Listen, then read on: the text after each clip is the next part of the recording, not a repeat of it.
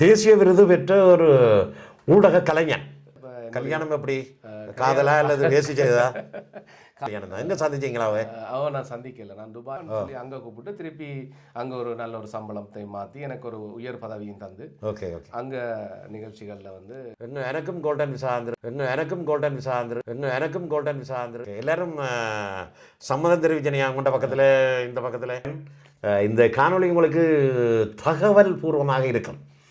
நிறைய பேர் பார்க்குறீர்கள தேடுதல் உள்ளவர்கள் பார்ப்பீர்கள். ரேடியோ வச்சிருக்கிறவைக்கு எந்த பக்கத்தாலே எப்படி இருந்து வருமானம் கிடைக்குது, அதை அவையில் என்ன மாதிரி சம்பளம் கொடுக்கக்கூடியதாக இருக்குன்னு சொல்ல முடியும். ஃபைன் ஒன்று அடிச்சுட்டு போயிடுவீங்கன்னா 3வது தடவை செய்தால் ஜெயில். ஃபைனல் திருப்பியும் விமானம் துபாய்க்கு பறக்குதா? சோடியா பறக்குனேன். உங்களுடைய அவன் வேலைக்கு போகிறா, நீங்கள் வீட்டில் இருக்கிறீங்க. நான் என் அவன் வேலைக்கு போகிறா, நானும் வீட்டில் இருக்கிறேன். இதுலேயும் வந்து இந்த கல்ஃப் கண்ட்ரிஸ்ன்னா என்னன்னு நிறைய பேர் வந்து யோசிக்கலாம். அதையும் நாங்கள் ஒரு எங்களுடைய மக்களுக்கு விளக்கமாக சொல்லுவோம். இது ஏர்லைன்ஸ் எமிரேட்ஸில் போகிறோம். இது இந்த 7 பேருக்கும் சொந்தமானது இல்லை. இது சரி, அங்கே தான் நகை மலிவன்று சொல்லுவேன். உண்மையா? இன்றைக்கு தான் அந்த உயர காட்டுறோம்னு சொல்கிறேன் நான். நடுக இன்றைக்கு தான் அதன் பேர் தெரிஞ்சது புஷ் கலிஃபா. துபாய் அது எந்தெந்த மாநிலங்கள்னு சொல்ல முடியுமா? அபுதாபி தான் முக்கியம். அதாவது தலைநகரம் வந்து அபுதாபி. குறிப்பாக வந்து இப்போ துபாய் எங்கே இருக்குது? எமிரேத்தில் இருக்கு. எமிரேத்துக்குள்ளே தான் இருக்குது. அப்போ எமிரேத்தின் தலைநகரம் அதுவாய் இல்லை. 6லேருந்து 5 வருஷம் விளையாது. இதில் ஒரு குறுக்குறதுக்கு மன்னிக்க வேணும்.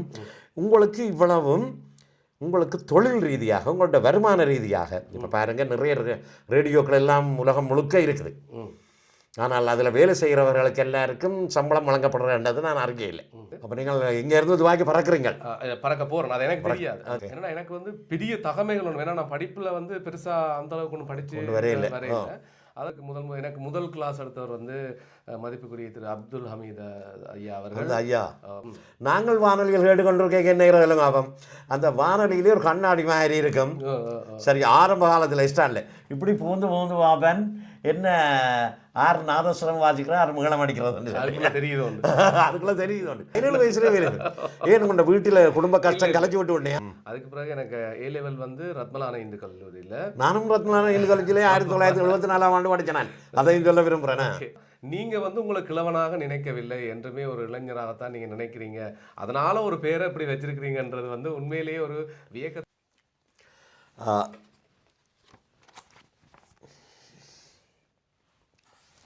வணக்கம் என் அன்பு சொந்தங்கள், எல்லோரும் எப்படி இருக்கிறீங்கள்?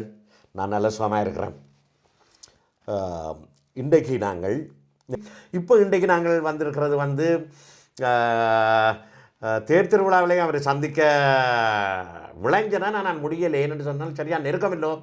இப்போ தான் அண்மையில் தான் அவரை சந்தித்தேன். அவரை பற்றி கேள்விப்பட்டேன், நிறைய விஷயங்களை கேள்விப்பட்டேன். அதே நேரத்தில் அவரை ஒரு மேடையிலையும் கண்டேன். தமிழர் அந்த விழாவிலையும் அவர் அறிவிப்பாளராக கடமையாற்றார். அப்போ தான் இவருடைய திறமையை பார்த்து வியந்தன். என்னென்னு சொன்னால், எல்லாரும் பேசுகிற மாதிரி, எல்லாரும் அறிவிக்கிற மாதிரி அறிவித்தல்களையும் அறிவிப்புகளையும் தராமல் அவருக்கு தனக்கென்ற ஒரு தனிப்பாணியில் இயல்பாக எங்களுக்கு அந்த அறிவிப்புகளை கேட்டார். நான் அந்த இடத்துலையே அவருடைய, உங்களுக்கு தெரியும் தானே, நான் கொஞ்சம் என்னை விட கொஞ்சம் கெட்டிக்காரர்னு சொன்னால் கொஞ்சம் கூட விரும்புவேன் அவர்களை. சரிதானே? அப்படி அந்த வகையில் அவர் மீது ஒரு நல்ல அபிப்பிராயமும் அவருடைய திறமையின் மீது ஒரு மதிப்புக்குரிய மரியாதையும் ஏற்பட்டது. அவரை நான் ஒரு செவ்வி காண வேணும். அவருடைய வரலாறுகளை எப்படி வந்தார், இதண்டார் என்று கேட்கணும். அன்றைக்கு நாங்கள் சாடியாக கதைச்சினா தானே அதில் பிள்ளையாக விளையாடிக்கலையோ அந்த தமிழர் திருவிழாவில் கதைச்சினா தானே. ஆனபடியால் இன்றைக்கு அந்த சொன்ன சொல்லுக்கு நான் வந்திருக்கிறேன். இப்போ நாங்கள் அவரை சந்திப்போம். நீங்களும் தயாராகிருங்க. நிறைய விஷயங்கள், எனக்கு தெரியாத விஷயங்கள், உங்களுக்கும் தெரியாத விஷயங்கள். உங்களுக்கு கனவேருக்கு தெரியாது, எல்லாருக்கும் எல்லாம் தெரிஞ்ச வேண்டிய இல்லை. எனக்கு நிறைய அவர் சொல்லிக்க சில வியப்புகள் ஏற்பட்டது. எனக்கு இப்படியோ இப்படியோன்னு சொல்லி அந்த விஷயங்களை கேட்டு தெரிஞ்சு கொள்ள போகிறேன். பாருங்க, அவர்கிட்ட போவோம்.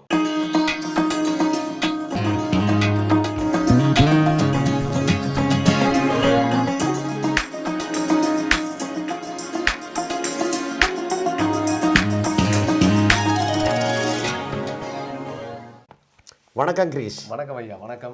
சுகமாக இருக்கிறீங்களா? நல்ல சுகமாக இருக்கிறேன். நீங்கள் எப்படி ஓ, இருக்கிறீங்க? நான் நல்ல சுகமாக இருக்கிறேன்.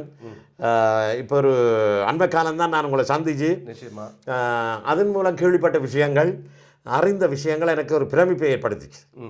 சரி, அப்போ நாங்கள் இந்த நிகழ்ச்சியை வளர்த்து கொண்டு போக நான் முன்னரே நான் நிறைய கண்ணேரம் இதாண்டு போட்டேன். விஷயத்துக்கு வருவேன். நீங்கள் இப்பொழுது எங்கே இருக்கிறீங்க? பிரான்ஸ்லானே இருக்கிறீங்க? பிரான்ஸில் தான். எவ்வளோ காலமாக இருக்கிறீங்க? கிட்டத்தட்ட பிரான்ஸில் 3 வருஷம் ஆகுது. 3 வருஷமாக பிரான்ஸில் இருக்கிறீங்க. எனக்கு இவ்வளோ காலம் தெரியாம போச்சு உங்களை. குறிப்பாக என்னென்னா, முதல்ல வந்து நான் உங்களுக்கு வணக்கம் நன்றி. நான் பார்த்து வியந்த பல பேரில் நீங்களும் ஒரு ஆள் தான். தமிழ் கிழவன் என்ற பேர் வச்சிருந்தாலும் எப்பொழுதுமே ஒரு சுறுசுறுப்போடும். என்னென்னா, நீங்கள் வயது போனவர்கள் தங்களை யாரும் கிழவன் என்று சொன்ன விரும்புறதில்லை. குறிப்பாக என்ன எப்படி சொல்லி அப்படின்னு, ஆனால் நீங்களாகவே உங்களுடைய சேனலுக்கு வந்து முன் வந்து ஒரு தமிழ் கிழவன் என்று பேர் வச்சிருக்கிறீங்கன்னு சொன்னால், நீங்கள் வந்து உங்களை கிழவனாக நினைக்கவில்லை, என்றுமே ஒரு இளைஞராகத்தான் நீங்கள் நினைக்கிறீங்க. அதனால் ஒரு பேரை இப்படி வச்சிருக்கிறீங்கன்றது வந்து உண்மையிலேயே ஒரு வியக்கத்தக்க விஷயமும் பார்க்க இருந்தது. உங்களை சந்தித்ததில் பெரும் மகிழ்ச்சி. அதை நீங்கள் சந்தித்த உடனே நாங்கள் கொஞ்சம் கதைப்போமா தம்பின்னு கேட்டீங்க. அது இன்னும் பெரிய இரட்டிப்பு மகிழ்ச்சியாக இருந்தது. இப்போ நீங்கள் கேள்விகளை கேட்க நான் ஒரு சிறுவனாக உங்களுக்கு பதில் சொல்கிறேன். அப்படி சொல்கிறதுக்கு இல்லை, ரொம்ப நன்றி. முதல்ல எங்களுடைய போலாரத்துக்கு ரொம்ப நன்றி. அதில் நான் எங்களுடைய கேள்வி கேட்குறதுண்டு நாங்கள் அறிகிறதுக்காக வேண்டி தான் கேட்குறோம், மற்றவர்களுக்கு சொல்கிறதுக்காக வேண்டி தான் கேட்குறோம். ஏனென்று சொன்னால், நான் கேள்விப்பட்ட அளவில் நீங்கள் இந்த ஊடகத்துறையில் நீண்ட கால அனுபவம் உள்ள நீங்கள். இப்போ நாங்கள் எல்லாம் இப்போ வந்தது இப்போ இந்த தமிழ்கிழமை தொடங்கி 2 வருஷம் தான், 2-3 வருஷம் ஆகுது என்ன. ஆனபடியால் நாங்கள் நடுங்கி தான் காலடி எடுத்து வச்சு இப்போ ஓரளவுக்கு போய் கொண்டு இருக்கிறோம். ஆனபடியால் அதில் உங்களை சந்திக்கிறதுல உங்களுடைய இருந்து சில விஷயங்களை அறிந்து கொள்ளலாம் என்றதில் எனக்கு பெருமையும் சந்தோஷமும். அதான் அதில் எனக்கு இன்னொரு விஷயம் ஒன்று இருக்கு. என்னென்னா, 30 வருஷ எக்ஸ்பீரியன்ஸ், அது அனுபவம்ன்றதோ 3 வருஷம் அனுபவம்ன்றதை விட, நாங்கள் எவ்வளவு அனுபவ வயதுன்றதை விட நாங்கள் அதில் எவ்வளோ அதை சாதிக்கிறோம்ன்றது தான் முக்கியம். அதில் நீங்கள் நிறைய சாதிச்சிருக்கிறீங்க 3 வருஷத்துக்கு. ரொம்ப நன்றி, சந்தோஷம். என்ன வசிஷ்டர் வாயால் பிரம்மரிஷி என்ற பட்டம் எனக்கு கிடைச்சிருக்கு. அப்போ சரி, வருவான் விஷயத்துக்கு வருவான். அப்போ நீங்கள் இதற்கு முதல் உங்களுடைய ஆரம்பம் இந்த ஊடகத்துறையில் தான் நீங்கள் ஈடுபட்டிருக்கிறீர்கள். அதனுடைய ஆரம்பம் எப்படி இருந்தது, எங்கே ஆரம்பிக்கப்பட்டது என்று சொல்ல முடியுமா? குறிப்பாக நான் படித்தது வந்து கொழும்புல தான் படித்தேன். கொழும்புல எந்த பள்ளிக்கூடத்தில் படிச்சீங்க? கொழும்புல நான் வந்து தெஹிவலை தமிழ் மகாவித்தியாலயத்தில் படித்தேன். நான் கடப்பள்ளிக்கூடத்தில் படித்தேன். கிட்டத்தட்ட 5-6 பள்ளிக்கூடத்தில் படித்தேன். Okay okay. அதில் O லெவல் வரைக்கும் நான் தெஹிவலை தமிழ் மகாவித்தியாலயத்தில் படித்தேன். அதுக்கு பிறகு எனக்கு A லெவல் வந்து ரத்மலான இந்து கல்லூரியில். நானும் ரத்மலான இந்து கல்லூரியில் 1974ஆம் ஆண்டு படித்தேன். நான் அதையும் சொல்ல விரும்புகிறேன். அப்போ படித்து கொண்டிருந்தேன் நான். ஆனால் துரதிர்ஷ்டவசமாக நான் A லெவல் படித்து முடிக்க கிடையிலே நான் வேலைக்கு போயிட்டேன். 17 வயசில் வேலைக்கு போயிட்டேன். 17 வயசுல வேலை? ஏன் உங்க வீட்டில் குடும்ப கஷ்டம் கலைச்சி விட்டு விடனையா? அப்படியெல்லாம் கஷ்டம் இல்லை. குடும்ப கஷ்டம்ன்றதையும் தாண்டி எனக்கு வந்து இந்த ஊடகத்தின் மீதும் சின்ன வயசுல இருந்தே இந்த ரேடியோ, இந்த இலங்கைக்கு வந்து தனியார் வானொலிகள் வந்த பிறகு எனக்கு சரியான ஈர்ப்பு. இப்போ காலமாக பள்ளிக்கூடம் போகும்போதெல்லாம் அதில் வர நியூஸ் எல்லாம் கேட்டுட்டு தான் நாங்கள் பள்ளிக்கூடத்துக்கு போவோம். இது எந்த காலகட்டம்? எத்தனை ஆண்டு காலகட்டம்? 99, 98, 99, 98 தான் முதல் தமிழ் வானொலி வந்தது. தனியார் வானொலி வந்திருக்கிறது. அப்புறம் 99, 2000, 2001, 2002 கிட்டத்தட்ட இந்த 3-4 வருஷம் வந்து நான் இதுலேயே தான் இந்த வானொலி எப்படி செய்கிறாங்க ஒரே யோசனையாக இருக்கும். என்ன உள்ளுக்கு 2 பேர் இருந்து கதைச்சு கொண்டு இருக்கிறாங்க, ரேடியோக்குள்ளே எப்படி இருந்து கதைக்கிறது. அப்போ எனக்கு ஒரே அந்த என்ன இமேஜின்னு சொல்லுவாங்க தானே, அந்த ஒரு யோசனையாகவே இருக்கும். இது இப்போ இதுக்குள்ளே வந்து இவர்களை மாதிரி நாங்களும் எப்படியாவது இந்த ரேடியோக்குள்ளே, எனக்கு தொலைக்காட்சி என்றது அவ்வளோ பெருசாக எனக்கு நான் இதாக குறையா சொல்லல. ஆனால் எனக்கு பெரிய இன்ட்ரெஸ்ட் வரையில்லை. ஏன்னா நான் அவ்வளோ வடிவாக இருக்கிறதால என்ன தெரியல, எனக்கு அந்த தொலைக்காட்சியில் வரணும் இல்லை. அப்போ நாங்கள் இதில் குரல் மட்டும்தானே. அதுதான் நீங்கள் ஒன்று சொல்ல விரும்புகிறேன். நீங்கள் அந்த வானொலிகள் கேட்டுக்கொண்டிருக்கேக்க அதுக்குள்ள உள்ளட வேணும், அதில் உங்களுடைய திறமையை வெளிப்படுத்த வேணும்னு நிறைய ஆர்வப்பட்டிருக்கிறீங்க. நாங்கள் வானொலிகள் கேட்டுக்கொண்டிருக்கேக்க என்ன இல்லைங்க ஆபம், அந்த வானொலியிலே ஒரு கண்ணாடி மாதிரி இருக்கும். சரி, ஆரம்ப காலத்தில் இஷ்டம் இப்படி பூந்து வாபன் என்ன 6 நாதஸ்வரம் வாசிக்கிறேன், 6 முகலம் அடிக்கிறது அதுக்குள்ள தெரியுது. ஒரு பெரிய அதிசயமாக இருந்தது அந்த காலத்தில் வானொலியில் குரல் கேட்குறது. அப்போ அப்படி இருக்கல எனக்கு 17 வயதில் வந்து ஒரு MMIC MMIC mass media institute of சிலோன்னு சொல்லி வெள்ளவத்தையில் இந்த ஊடகம் சம்பந்தமான கல்வியை. அப்போ நீங்கள் பிறப்பு வளர்ப்பெல்லாம் கொழும்பு தானோ? இல்லை, நான் பிறந்தது கிளிநொச்சி இல்லை. Right right. 7 வயசுலேயே வந்து 7 வயசில் வந்துட்டேன். கொழும்புல இருந்தது உங்களுக்கு ஊடகத்துறைக்கு ஒரு ஊடகமாக வந்து விடுத்தபடியா வந்துட்டுது.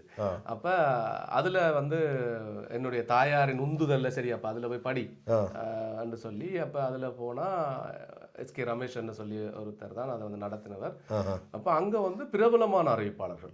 அப்போ நான் வந்து அந்த 3 மாத கோர்ஸ் செய்தேன். அதில் வந்து எனக்கு முதல் கிளாஸ் எடுத்தவர் வந்து மதிப்புக்குரிய திரு அப்துல் ஹமீத் ஐயா அவர்கள், சச்சரூபதிநாதன் அம்மா அவர்கள், ஜெயகிருஷ்ணா சார் அவர்கள் என்னை வந்து இலங்கை ஒளிபரப்பு கொடுத்தவனுடைய கலையகங்களுக்கு கூட்டிக் கொண்டு போய் ஒரு இன்டர்ன்ஷிப் மாதிரிலாம் காட்டி இப்படி தான் நடக்குது அப்படின்னு சொல்லி அந்த mass media institute of Ceylon MMICன்னா தெரியும். அதில் இருந்து நிறைய பேர் இப்போ 600-700 பேரில் பிரபலியமானவர்கள் இருக்கிறார். அதில் முக்கியமான நிறைய பேர் இப்போ வந்து எல்லா ஊடகத்திலையும் இருக்கிறாங்க. என்னோட சேர்ந்து படித்தவர்கள், பெரிய பெரிய வித்தவர்கள் தான் உங்களுக்கு கல்வி பயிற்சி தந்தவர்களோ.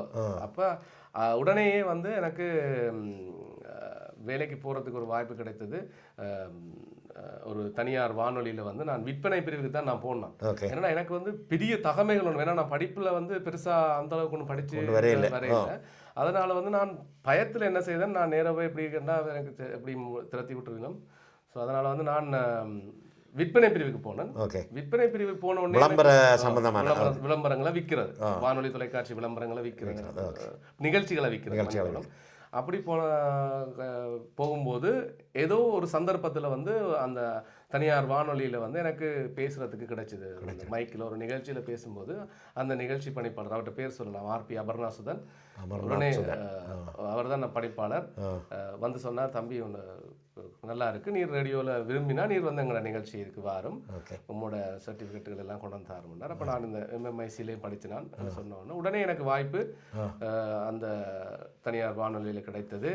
அங்கேயே இருந்து வேலை செய்துன்னு வரும்போது அங்கே இருக்கக்கூடிய மற்ற எல்லாருமே எல்லா விஷயமும் சொல்லி தந்தாங்க.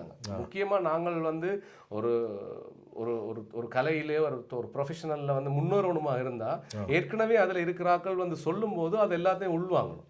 அவங்க வந்து நல்ல விதத்துலேயும் சொல்லுவாங்க, கொஞ்சம் வித்தியாசமாக சொல்லுவாங்க, ஒரு பலவிதமாக சொல்லுவாங்க. அப்போ நாங்கள் உடனே கோவிச்சு கொண்டு அந்த மாதிரி இல்லாமல் எடுத்துட்டு எதங்களுக்கு கிரகிச்சு போட்டு அப்போ அதில் இருக்கும்போது திடீரென்று அதே வானொலியினுடைய ஒரு கிளை வானொலி வந்து துபாயில் திறக்கணும். அப்போ அங்கே திறந்து போய் கொண்டிருந்தது. அப்போ நீங்கள் இங்கே இருந்து துபாய்க்கு பறக்க போகிறேன், அது எனக்கு தெரியாது. அந்த வானொலி 2005ஆம் ஆண்டு ஆரம்பித்தது. அந்த வானொலியில் வந்து எனக்கு முதல் இருந்த சில சீனியர்ஸ் வந்து போய் செஞ்சுட்டு திருப்பியா வந்தோன்னா அடுத்து யார் அந்த வானொலிக்கு அனுப்புறது இன்சார்ஜா அப்படின்னு சொல்லி யோசிக்கும்போது என்னுடைய பணிப்பாளர் அவர்கள் வந்து என்ன கேட்டார். ஏன்னா அதில் வந்து நாங்கள் முழுக்கவே தமிழ்நாட்டை சேர்ந்த அறிவிப்பாளர்கள்லாம் இருந்தாங்கன்னா இந்தியர்கள் அதிகமாக இருக்கிறதுனால அதில் வந்து ஒரு பொறுப்பதிகாரியாக போகிறதுக்கு எங்களுடைய தாய் வானொலியில். இது எவ்வளோ காலத்துக்கு பிறகு நீங்கள் அங்கே வானொலியில் சேர்ந்து? அது 2005ஆம் ஆண்டு, நான் 2004ஆம் ஆண்டு சேர்ந்து. நான் 2005ஆம் ஆண்டு துபாயில் ஒரு வானொலி திறக்கப்பட்டது, அதனுடைய கிளை வானொலி. அப்போ அந்த கிளை வானொலிக்கு பிறகு 2006ஆம் ஆண்டு கடைசியில் வந்து என்னைய கேட்டவன் அங்கே போய் நீங்கள் பாருங்கன்னு சொல்லி. அப்போ அங்கே அனுப்பி வைத்தது. அங்கே போனால் பிறகு எனக்கு நிறைய எக்ஸ்பீரியன்ஸ் எல்லாம் வந்தது. இந்திய கலைஞர்களோடும் இந்திய அறிவிப்பாளர்கள், இலங்கை அறிவிப்பாளர்கள் நாங்கள் வந்து அங்கே இருக்கக்குள்ள ஒரு கிட்டத்தட்ட 2011ஆம் ஆண்டு வரைக்கும் நாங்கள் அங்கே வேலை செய்து நடந்தோம். 2006லேருந்து 5 வருஷம் வேலை. இதில் ஒரு குறுக்குறதுக்கு மன்னிக்க வேணும். உங்களுக்கு இவ்வளவும் உங்களுக்கு தொழில் ரீதியாக உங்களோட வருமான ரீதியாக இப்போ பாருங்கள், நிறைய ரேடியோக்கள் எல்லாம் உலகம் முழுக்க இருக்குது. ஆனால் அதில் வேலை செய்கிறவர்களுக்கு எல்லாருக்கும் சம்பளம் வழங்கப்படுறன்றது நான் அறிக்கையில். இப்போ உங்களுக்கு இதில் வருமானம் வந்ததா? நிச்சயமா. அதாவது வந்து நான் வேலைக்கு சேர்ந்த நாள்ல இருந்து நான் வேலை செய்த இந்த நிறுவனம் வந்து அந்த பேரை நான் வெளியில சொன்னாலே எனக்கு ஒரு கௌரவமும் பெருமையும் இன்று வரைக்கும். நான் வேற வேற கம்பெனி நிறுவனங்கள்ல வேலை செய்தாலும் நான் முதல் என்னுடைய தாய் நிறுவனம் வந்து அந்த நிறுவனம் தான். அது வந்து ஒரு வெல் ரிப்யூட்டட் கம்பெனி என்று சொல்லக்கூடிய ஒரு உலகளாவிய ரீதியில புகழ்பெற்ற ஒரு நிறுவனம். குறிப்பாக இலங்கையில 40-45 அந்த குரூப் ஆஃப் கம்பெனிஸ்ன்னு சொல்லுவாங்க, குழுக்கள் நிறைய இருக்கிறது. மிகப்பெரிய ஒரு நிறுவனம். அதில் எனக்கு நல்ல சம்பளம் தந்தாங்க. அதே போல் துபாய்க்கு போகும்போதும் எனக்கு அங்கு அவைகளே தான் டிக்கெட் எல்லாம் எடுத்து அனுப்பிடுங்க எல்லாமே. அப்போ அங்கே இருப்பிட வசதி அவர்களே. நான் போகும் முதலே எனக்கு ஒரு 2 ரூமோட ஒரு வீடு, வாகனம், பிறகு வீட்டு வாடகை, கரண்ட் பில், தண்ணி பில் எல்லாம் அவையே தான் தருவினோம். அது மட்டும் இல்லாமல் அந்த டைமில் 100 திர்ஹாம்ஸ் அங்கத்தினுடைய பணம் பணம் 100 மாதம் 100 திர்ஹாம்ஸ் என்னுடைய தொலைபேசி பாவனைக்குன்னு சொல்லி தருவினோம். அப்படி நல்ல ஒரு சிறந்த ஒரு பேக்கேஜோட தான் என்னை அனுப்பி வச்சவங்க. ஓகே. ஒரு 5 வருஷம் அங்கே இருந்து வேலை செய்யும்போது நிறைய எக்ஸ்பீரியன்ஸ் கிடைச்சது. வாங்க, கேட்க சந்தோஷமாக இருக்குது. தொடர்ச்சியாக போய் கொண்டிருக்கோம். அப்போ நீங்கள் துபாய்க்கு வந்துட்டீங்கள். துபாய் என்று சொல்லத்தான் எனக்கு பெரிய ஆச்சரியம், அதிசயம், நிறைய கேள்விகள் இருக்குது.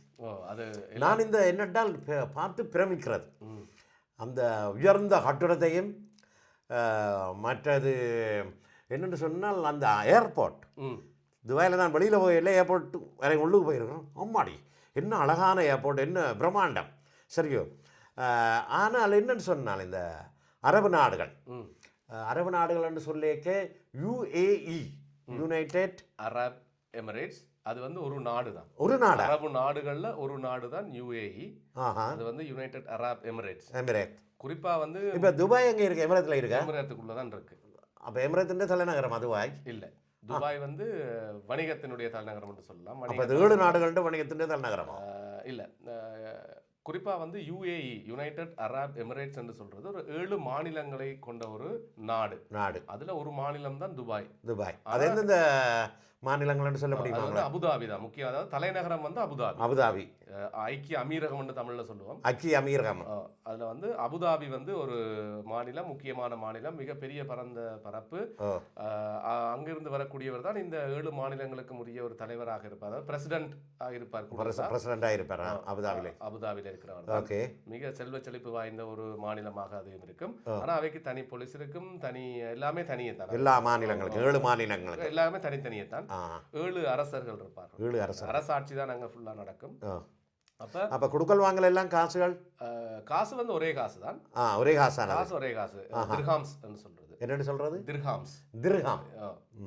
அப்ப எமிரேட்ஸ் திர்ஹாம்ஸ் என்று சொல்றது வந்து கிட்டத்தட்ட இலங்கைக்கு இப்போ ஒரு திர்ஹாம்னா 80 ரூபா 90 ரூபா அப்படி வரும். 80 ரூபா 90 ரூபா இலங்கை காசு. அப்ப சொன்ன நீங்கள் விட்டுட்டீங்களா? அபுதாபி. ரெண்டாவது மிகப்பெரியது வந்து துபாய் வந்து மிகப்பெரிய டூரிசம், அதாவது வந்து வெளிநாட்டு சுற்றுலா பயணிகளை ஈர்த்து அதிலிருந்து ஒரு லாபம் ஈட்டக்கூடிய ஒரு மாநிலமாக தான் இருக்கு. அதிக அளவில் பிரம்மாண்டங்களுக்கு பஞ்சமில்லாத ஒரு இடம் என்று சொன்னா துபாய் தான். உலகத்திலேயே மிக உயரமான பில்டிங் புர்ஜ் கலீஃபா. அதாவது அரபு சொல்லுல வந்து புஷ் வந்து பில்டிங், கட்டிடம். அப்ப புர்ஜ் கலீஃபா என்பது அபுதாபியினுடைய மன்னரனுடைய ஒரு பேர். கிங் கலீஃபான்னு ஒருத்தர். அப்ப அவருடைய பேரை தான் இந்த துபாயில இருக்கக்கூடிய புர்ஜ் கலீஃபா. இன்றைக்கு தான் அந்த உயர கட்டடம்னு சொல்றேன் நான் நடுக. இன்றைக்கு தான் அதோட பேர் தெரிஞ்சது புர்ஜ் கலீஃபா. ஓகே. அதுக்கு பக்கத்திலேயே இருக்கிறது வந்து துபாய் மால். என்னன்னா அது மூன்றாவதா? இரண்டாவது துபாயிலையா? துபாய் மால் வந்து உலகத்திலேயே மிகப்பெரிய மால்.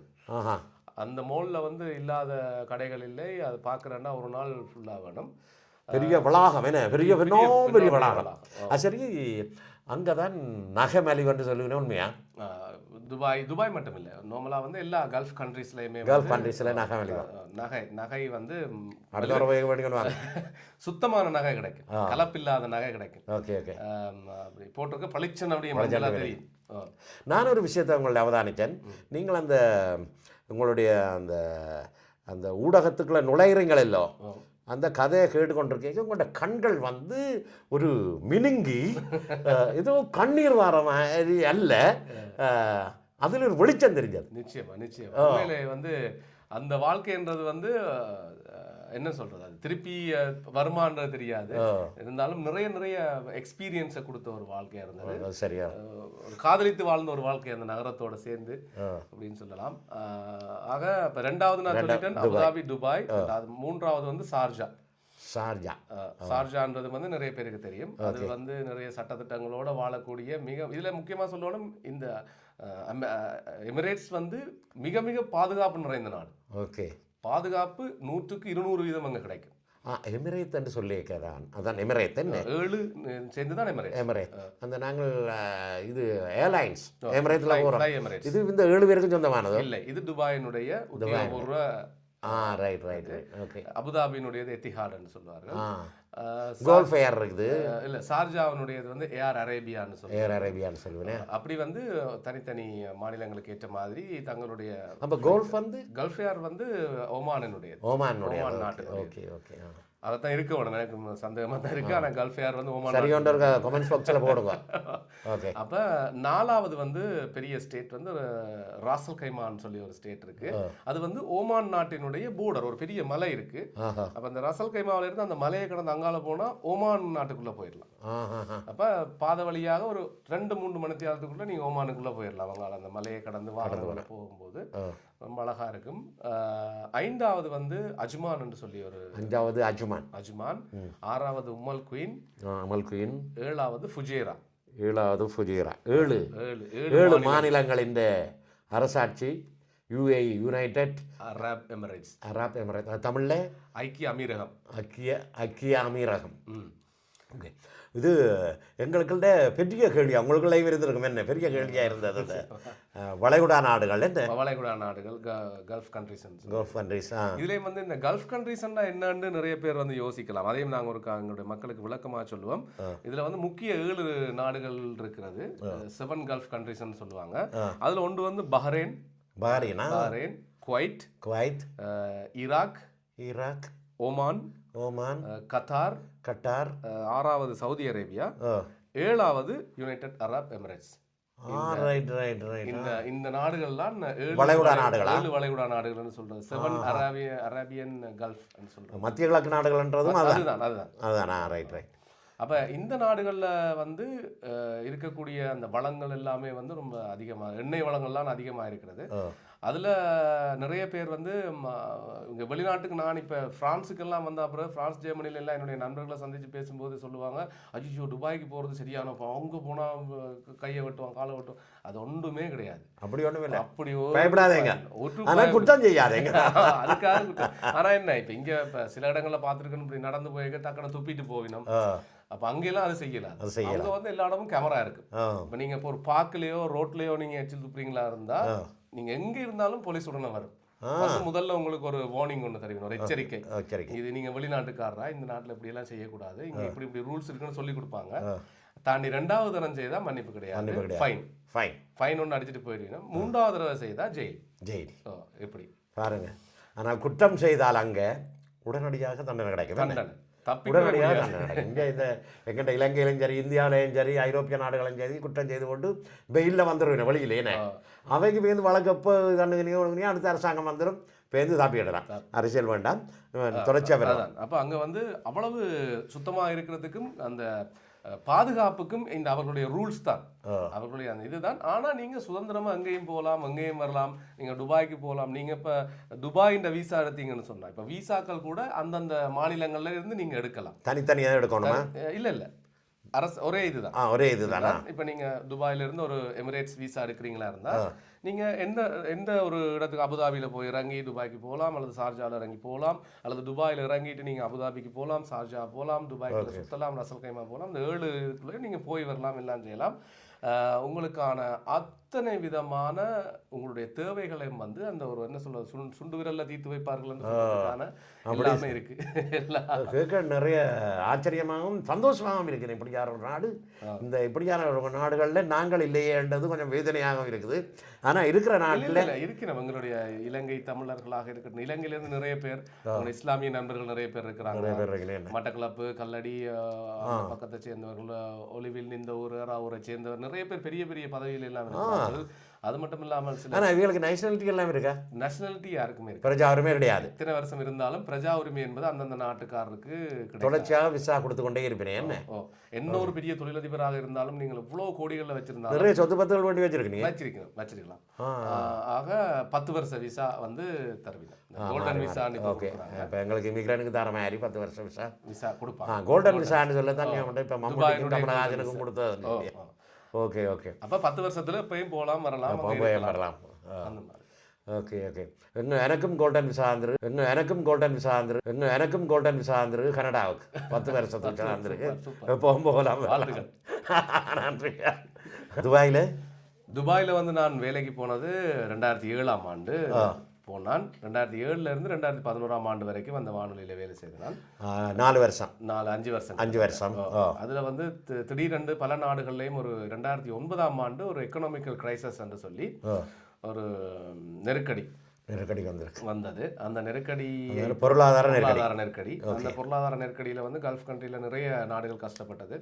அப்படி இருக்கையில் நிறைய பேர் வேலையை விட்டு போனாங்க, நிறைய நிறுவனங்கள் மூடப்பட்டது. அப்படி இருக்க எங்களோட வானொலியை வந்து எங்களால் தொடர்ந்து அங்கே செய்ய முடியல பல காரணங்களால்.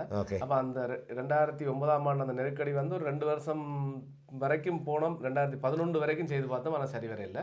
அதோட திருப்பி அந்த வானொலியை நாங்கள் அங்கே நிறைவு செய்துட்டு திருப்பி நான் என்னோட தாய் வானொலிக்கு அங்கே போயிட்டேன். திருப்பி அங்கே போய் இலங்கையில் வேலை செய்து கொண்டு அவையை கூப்பிட்டு நீங்கள் இங்கே வாங்க சொல்லி அங்கே கூப்பிட்டு திருப்பி அங்கே ஒரு நல்ல ஒரு சம்பளத்தை மாற்றி எனக்கு ஒரு உயர் பதவியும் தந்து அங்கே நிகழ்ச்சிகளில் வந்து வேலை செய்து கொண்டிருந்தேன். நான் வேலை செய்து கொண்டு இருக்கைக்குள்ள அப்புறம் எனக்கு கல்யாணம் முடிஞ்சது. அப்போ கல்யாணம் எப்படி, காதலா அல்லது பேசி செய்ததா? காதல் கல்யாணம் தான். காதல் கல்யாணம் தான். எங்கே சந்திச்சிங்களா? அவன் நான் சந்திக்கல. நான் துபாயில் ஒரு வானொலியில் வேலை செய்து கொண்டு கேட்க அவள் வந்து இலங்கையில் அந்த வானொலியில் அவள் வேலை செய்து கொண்டிருந்தவா. அப்போ அவன் நிகழ்ச்சிகளை வந்து எனக்கு அங்கே அவள் ரெக்கார்ட் பண்ணி அங்கே அனுப்புறது. துபாயில் நாங்கள் ப்ராட்காஸ்ட் பண்ணுறதுக்கு. அப்போ ஃபோனில் காய்ச்சி பழக்கம். அப்படியே ஊடகத்திலேயே இந்த இதுலேயே ஃபோன்லேயே கொண்ட காதல் ஆரம்பிடுது. ஃபோன்லேயே அப்போ எல்லாம் பெருசாக அந்த ஸ்கைப் பண்ண ஒன்று மட்டும் தான் இருக்கு. வாட்ஸ்அப் அதெல்லாம் ஒன்றுமே இல்லை. அப்போ முகம் பார்த்து கதைக்கலாம் ஸ்கைப்பில். அப்பப்போ ஆனால் இன்டர்நெட் எல்லாம் சரியான காசு தானே. இலங்கையில இருந்து இப்போ எங்களுக்கு துபாயில் கொஞ்சம் ஓகே, ஆனால் கொழும்புல இருந்து அப்போ வந்து ஒரு மணத்தியாலத்துக்கு 40 ரூபா 50 ரூபா அப்படியான. எத்தனை ஆண்டு நடந்தது? 2009. ஓகே, 2009 உங்களுக்கு கல்யாணம் நடந்ததோ? இல்லை, 2011 தான் கல்யாணம். 2011 2 வருஷம் காதல். 2 வருஷம் 1.5 வருஷம் நான் பார்க்க. இப்போ அது இப்போ அந்த விஷயம் இருக்கா நல்ல முக்கியமாக கேட்கணும். அதுக்கு நேரம் காணாது. அது நாங்கள் இன்னொரு சந்தர்ப்பத்திலே அவையும் அவரையும் வச்சுக்கொண்டு அவனோட பேரை சொல்றேன். அவனோட பேர் வந்து தாரணி மகாராஜன். அவன் வந்து இலங்கையில் இருக்கக்கூடிய பல வானொலிகள், ஒரு தொலைக்காட்சியில் செய்தி வாசிப்பாளனியாக. அப்படி கல்யாணம் முடிஞ்சது 2012 ஆண்டு. எல்லாரும் சம்மதம் தெரிவிச்சனியா? உங்கள்கிட்ட பக்கத்தில் இந்த பக்கத்தில் 2 மதங்களுக்கு சம்மதம் ஏற்படும் போது பிறருடைய சம்மதம் இருந்தாலும் எல்லாம் ஓகே. சந்தோஷம். முடிஞ்ச பிறகு இந்த வேலை போய்க்கொண்டு 2017 ஆண்டு 2016 ஆண்டு 2017 ஆண்டு எனக்கு திருப்பி துபாயில் இருந்து ஒரு கால் வந்தது. அப்போ அங்கே துபாயில் இருக்கக்கூடிய நீங்கள் மாட்டேன்னு சொல்லி படிக்கல, தனியாக வர மாட்டேன்னு சேர்த்து வந்தால் அவடான் வர வேண்டாம். இல்லை, அவருக்கு தெரியும். ஏன்னா அங்கே வந்து இருந்தவர் வந்து அவர் பேர் சொல்லலாம், அசோகன் சுப்பிரமணியம் என்று சொல்லி. அங்கே முதல்ல எங்களோட தமிழ் ரேடியோ 24 மணி நேர ரேடியோ வந்து அந்த தமிழ் ரேடியோ கொண்ட முயற்சித்து வெற்றியும் பெற்றவர் தான் அசோகன் சுப்பிரமணியம் அப்படின்னு சொல்லி. அவர் வந்து திருப்பி இன்னொரு முதலீட்டாளர் வரும்போது அப்போ என்னை கூப்பிட்டார். இப்படி ஒரு நிறுவனம் முதலீடு செய்து, அப்போ நீங்களும் மாறீங்களா? நான் சொன்னேன், ஓகே நான் மாறேன், ஆனால் எனக்கு சில இதுகள் இருக்குது. அப்போ ஓகே, ஒன்றும் பிரச்சனை இல்லை. அவையாக சொன்னாங்க, உங்களுக்கு குடும்பத்தோட வீசா தரலாம், நீங்கள் 2 பேருமே வந்து வேலை செய்யலாம் சொல்லி ஃபேமிலி வீசா திருப்பி 2017 திருப்பியும் விமானம் துபாய்க்கு பறக்குது. ஜோடியா பறக்குனேன். ஜோடியாவா குடும்பத்தோட பறக்குது. அப்போ எனக்கு 2 பிள்ளைகள். 2 பிள்ளைகளா? அப்போ 4 பேர் என்ன? ஓகே. அப்போ துபாய்க்கு போய் அங்கே வந்து ஒரு வானொலியை ஆரம்பித்து அந்த வானொலியில் வேலை செய்து கொண்டிருக்கும் போது அங்கேயும் நிறைய கற்கக்கூடியதாக இருந்தது. நிறைய விஷயங்களை படித்து தெரிஞ்சு கொண்டோம். அப்படியே போகும்போது திடீரென அந்த கொரோனான்ற ஒரு அரக்கன் 2020 அப்போ துபாயில் தான் 2020 எக்ஸ்போ 2020 என்று சொல்லி உலகத்திலேயே பிரம்மாண்டமாக நடக்கக்கூடிய எக்ஸிபிஷன் வந்து நடக்கிறதுக்கு ஏற்பாடெல்லாம் செய்திருந்தது. அது இந்த கொரோனாவால் கொஞ்சம் ஒரு 10 மாதம் தள்ளி தான் நடந்தது. 2021 தான் நடந்தது. உலக நாடுகளில் இதுவரை இல்லாத அளவுக்கு மிக சிறப்பாக அந்த எக்ஸிபிஷன் செய்திருந்தாங்க, எக்ஸ்போ 2020 துபாயில். அதெல்லாம் நிறைய எல்லாம் செய்து நிறைய எக்ஸ்பீரியன்ஸ் எல்லாம் எடுத்துகிட்டு இருக்கும்போது தான் திடீரென்று நாங்கள் சரி இப்போ ஓரளவு எக்ஸ்பீரியன்ஸ் அப்படியே நாங்களும் நீ ஒரு ஐரோப்பிய நாடுல போய் செட்டில் ஆகும்னு இருக்கும்போது தான் அப்போ சரி ஃப்ரான்ஸுக்கு வரலாம். ஏன்னா எங்கள் அம்மா வந்து ஃப்ரான்ஸில் தான் இருக்கிறான். அம்மா தான் உங்களுக்கு ஆரம்பிச்சும் வச்சவ, உந்து சக்தியாக இருந்தவ, இப்போ இங்கே ஃப்ரான்ஸுக்கு கூப்பிட்டுருக்குறா வாங்கன்னு சொல்லி. அப்போ நீங்கள் யோசிக்காதீங்க, இப்போ அம்மா கூப்பிட்டது இங்கேயும் உங்களுடைய முத்திரையை பதிக்க போறீங்க. இறைவனுடைய ஆசை இருந்தால் பதிக்கலாம். நிச்சயமாக இருக்கும்.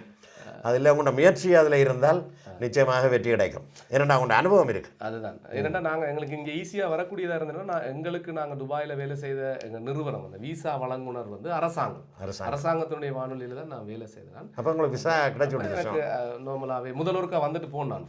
விசா எடுத்து வந்து பார்த்துட்டு பிரான்ஸ் எப்படி இருக்குது, ஜெர்மனி எப்படி இருக்குது, ஹொலண்டுக்கு போனேன், சுவிஸுக்கு போனேன், எல்லாம் பார்த்துட்டு திருப்பி யோசிச்சேன் சரி நல்லா இருக்கு. இப்போ திருப்பி குடும்பத்தோட விசா கேட்டு பார்ப்போம். எவ்வளோ காலம்? 3 வருஷமா வந்து நீங்கள்? நான் 3 வருஷம். விசா எல்லாம் கிடைச்சி விடுதா? விசா எல்லாம் கிடைச்சி. விசா எல்லாம் கிடைச்சி விடுது. பிள்ளைகளோட படிப்பு எல்லாம் நல்லபடியாக போய் கொண்டிருக்குது. அவங்க வேலை செய்யலாம். நீங்களே வேலை செய்ய இருக்கிறீங்க? இல்லை, நான் என்னென்னா நாங்கள் இப்போ எங்களுக்கு 3 பிள்ளைகள் இருக்கிறதால 2 பேருமே ஒரே நேரத்தில் வந்து எல்லா விஷயத்தையும் செய்ய முடியாது. ஒரு ஆள் ஒக்கிபை பண்ணும் போது தான் இன்னொரு ஆள் வந்து விஷயத்தை செய்யலாம். ஆனால் உங்களுக்கு ஏதோ ஒன்று இருக்குது வேலை செய்ய இருக்கிறதுக்கான காரணம் நான் நினைக்கிறேன் நீங்கள் இந்த துறையில் திரும்பவும் ஒரு காலை பதிச்சு ஒரு நல்ல ஒரு இதான இடத்துக்கு வரப்போகிறீர்கள். ஏன்னா வேலை செய்து கொண்டிருந்தால் அந்த விஷயத்தில் நீங்கள் கவனம் செலுத்த முடியாதுன்னு நினைக்கிறேன். எனக்கு நிறைய வேலை கிடைச்சது. அப்படின்னு சொன்னால் இப்போ என் மனைவி வந்து கேம்பர்ன்ற ஒரு இடத்துல இங்கே வந்து எங்களோட நாங்கள் இருக்கிறது வந்து ஃபினிஷ்டு டிபார்ட்மெண்ட் புரத்தோன் என்று சொல்லக்கூடிய இதில் ஃபினிஷ்டு டிபார்ட்மெண்ட்டில் கேம்பர்ன்ற இடத்துல இருக்கிறோம். என்னுடைய மனைவி படித்து முடித்தோடனே அந்த டிப்ளமோ ஒன்று செய்வோம், ப்ரெப்பா வெனி ஃப்ளூன்னு சொல்லி ஒரு வேலைக்கு ஒருத்தரை தயாராக்கிறதோட சேர்த்து மொழி ஃப்ரான்ஸ் லாங்குவேஜ் எத்ரான்ஜி, ஃப்ரான்ஸ் லாங் எத்ரான்ஜின்னு சொல்லி அது சேர்த்து படித்தோன்னா அவங்க மேரியில் வேலை கிடைச்சது. ரொம்ப நல்ல விஷயம். பள்ளிக்கூடங்களில் வேலை செய்கிறாவ. நான் இந்த விஷயத்தில் உங்களை கை கொடுத்து பாராட்டணும். வேணும்னு சொன்னால் நீங்களும் நானும் ஒரே இனம். எப்படி சொல்லுங்க? அப்போ உங்களுடைய அவன் வேலைக்கு போகிறா, நீங்கள் வீட்டில் இருக்கிறீங்க. நான் என் வேலைக்கு போகிறேன், நானும் வீட்டில் இருக்கிறேன். சரியா? இல்லை, நாங்கள் எங்களுக்கு இந்த சாதனைக்குரிய எங்களுடைய தேடலுக்குரிய இது விரைவில் கிடைக்கும். நீங்கள் ஏன் ஒரு வானொலியை இங்கே உங்களுடைய அனுபவங்களை இதையும் வச்சுக்கொண்டு ஒரு வர்த்தக ரீதியாக வெற்றி அடையக்கூடிய வானொலியை தொடங்க முடியாது? தொடங்கினால் எங்கள் போன்றவர்களுக்கும் அதில் வேலை வாய்ப்பு கிடைக்கும்னு நினைக்கிறேன். இல்லை, எனக்கு முதலே இங்கே வந்து பெரிய பெரிய ஜாம்பவான்கள்லாம் இருக்கிறாங்க. அவர்கள் பல 25, 30 வருஷம் 40 வருஷமாக வந்து பெரிய பெரிய தொடர்பு உள்ளவர்கள் எல்லாம் கூட இருக்கிறார்கள். ஆனால் அவர்களாலேயே நிறைய விஷயங்கள் ஆனால் ட்ரை பண்ணாமல் இருந்திருக்க மாட்டோம், பரிசோதித்து பார்த்துருப்பினோம். ஆனால் அவர்களுக்கு அது கை கொடுக்கவில்லை. ஆனால் அது இப்போ வேறு நாடுகள்லண்டா அது கொஞ்சம் பாசிபிளாக இருந்தது. ஒரே ஒரு கேள்வி தொடர்ச்சியான என்னொன்று, ஒரே ஒரு கேள்வி. இந்த ரேடியோ வச்சிருக்கிறவைக்கு எந்த பக்கத்தாலே எப்படி இருந்து வருமானம் கிடைக்குது? அதை அவையில் என்ன மாதிரி சம்பளம் கொடுக்கக்கூடியதாக இருக்குன்னு சொல்ல முடியும்? எனக்கு இவ்வளோ காலமும் சின்ன பிள்ளையிலேருந்து ஒரு கேள்விக்குரியதாக இருந்தது. அதாவது ஒருத்தர் ரேடியோ ஒரு வானொலி நடத்துகிறார் அப்படின்னு சொன்னால் அவருக்கு வந்து அனுசரணையாளர்கள் வேணும். அனுசரணையாளர்கள். அந்த நாங்கள் நிகழ்ச்சியை வந்து விற்கிறது அனுசரணையாளருக்கு. நாங்கள் 2 பேரும் கதைக்கிறோம்னா இந்த நிகழ்ச்சியை பார்த்துக்கொண்டா இருக்கக்கூடிய ஒரு விளம்பரதாரர் வந்து எங்களுக்கு தரணும். இப்போ அந்த இதை வச்சு தான் வேலை செய்கிற ஆட்களுக்கு நாங்கள் வந்து அதுதான் எங்களுக்குரிய வருமானம். இதை தவிர்த்து வேறு எதுவுமே எங்களுக்கு வராது. அப்போ அந்த விளம்பரத்தில் வரக்கூடிய அந்த காசை எடுத்து தான் எங்களுடைய இதை பார்க்கணும். அதனால தான் நிறைய பேர் முழுமையாக தங்களை இந்த இதில் இணைக்காமல் இருக்கிற காரணம் என்னன்னு சொன்னால் அவன் இந்த குடும்பத்தை பார்க்கலாது. ஏன்னா நார்மலாக இருக்கக்கூடிய ஊடகவியலாளர் இங்கே நிறைய பேர் பார்த்துருக்கேன், நிறைய திறமைசாலிகள் நிறைய பேர் இருக்கிறாங்க. எல்லாரோடையும் போய் கதைச்சா அவன் சொல்கிறது எல்லாம் கேட்பினா ரசிப்பினம், ஆனால் எங்களுக்குன்ற ஒரு ஊதியத்தை வந்து தர்றதுக்கு யோசிப்பினம். ஓகே, இப்போ பாருங்க, ஏன் நாங்கள் இப்போ பாருங்க இலங்கை தமிழர்கள் வந்து இங்கே நிறைய வளர்ச்சி அடைஞ்சிருக்கிறேன். நிறைய பொருளாதார ரீதியான அந்த வளர்ச்சியை சொல்லி தரவில்லை. நிறைய இதுகள், நிறைய இன்வெஸ்ட்மெண்ட், நிறைய இதுகள் எல்லாம் செய்திருக்கிறேன். ஏன் இவர்கள் முன்வர மாட்டார்கள்? ஏன் அந்த நீங்கள் முன்மொழியப்படாது, அதை இதன்னப்படாது? ஏன் இவர்கள் முன்வர மாட்டார்கள்? இல்லை, முன் வந்திருக்கிறார்கள். குறிப்பாக வந்து கனடாவில் 2-3 ரேடியோ இருக்குது. அது நான் கேள்விப்பட்டிருக்கிறேன். நான் இங்கிலாண்டில் இருக்குது, இங்கிலாண்டில் இருக்குது, ஆஸ்திரேலியாவில் இருக்குது. பல வெளிநாடுகளில் வந்து தமிழ் வானொலிகள் செய்கிறாங்க, இல்லைன்னு இல்லை. துரதிர்ஷ்டவசமாக ஃப்ரான்ஸில், யூரோப்பில் வந்து இப்போ சுவிஸில் கூட ஒரு ரேடியோ செய்கிறாங்க. ஓகே, இப்போ ஃப்ரான்ஸில் இருக்குது, எல்லா வளமுமே இருக்குது. ஆனால் சரியான ஒரு ஆள் வந்து இன்னும் அவர்களுக்கு கிடைக்கலையோ தெரியலை எனக்கு. அப்படியே இன்னொரு விஷயம், இங்கே ஃப்ரான்ஸில் வந்து ஒரு நல்ல ஒரு ரேடியோ வரணும், பழைய மாதிரி ஒரு இலங்கையில் இருக்கக்கூடிய மாதிரியான ஒரு ரேடியோ இங்கே வரணுமா இருந்தால் முக்கியம் இங்கே இருக்கக்கூடியவர்களுடைய ஒற்றுமை முக்கியம். இந்த துறையில் இருக்கக்கூடிய இந்த துறையில் உள்ளவர்களுடைய ஒற்றுமை முக்கியம். ஒரு 4 அறிவிப்பாளர் சேர்ந்தால் தான் ஒரு நாள் ஃபுல்லாக கதைச்சு. இப்போ நான் தனியாகவே 24 மணித்தியாலும் கதைச்சா கேட்க மாட்டேன். நான் குறைஞ்சது 3-4 மணித்தியாலும் தான் மேக்சிமம் கதைக்கலாம். அப்போ வித்தியாசமா சிந்திக்கணும், இதெல்லாம் கிரியேட்டிவிட்டி தான் வந்து வளர்க்கும். அப்ப இல்லை, நீங்கள் சொல்கிறது ரொம்ப சரி. ஒற்றுமை முக்கியம்னு சொல்லி ஒற்றுமை வேணும் தான்.